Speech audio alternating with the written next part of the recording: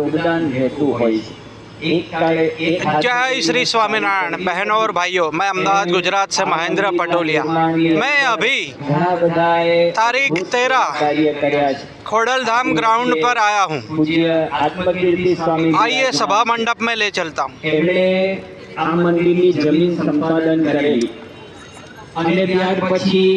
Video चालू रखिएगा, video लंबी रहेगी।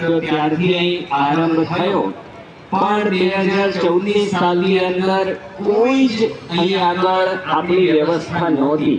એ વખતે આપણા પાયાના હરિભક્ત શ્રી અશોકભાઈ રાવલ એમણે પોતાના ઘરની અંદર સત્સંગ સભાનો આરંભ કરેલો। માળ 10-15 હરિભક્તો ભેગા થતા અને ધીરે ધીરે એમણે ખૂબ પરિશ્રમ કર્યો છે।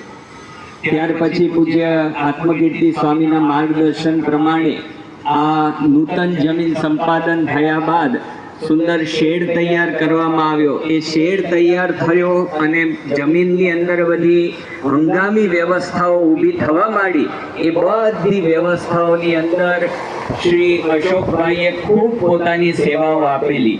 રાત દિવસ એમણે એક કરેલા છે અને ત્યાર પછી પણ આ મંદિરના નિર્માણની અંદર આજ પર્યંત એમનો ઘણો મોટો ફાળો રહેલો છે। એટલે આપણે અશોકભાઈને પણ ખાસ આજે યાદ કરવા જોઈએ। સાથે સાથે બીજા પણ ઘણા બધા હરિભક્તો, આપણા પિનલભાઈ પટેલ પણ છે।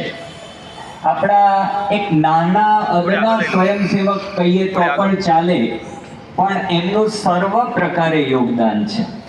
આ પિનલભાઈએ પોતાના ગામની અંદર પણ પોતાની મોંઘી એવી જમીન બીએપીએસ સ્વામિનારાયણ મંદિર નિર્માણ માટે તાજેતરની અંદર દાન આપી છે અને અહીં આગળ પણ એમનું ખૂબ મોટું આર્થિક યોગદાન છે।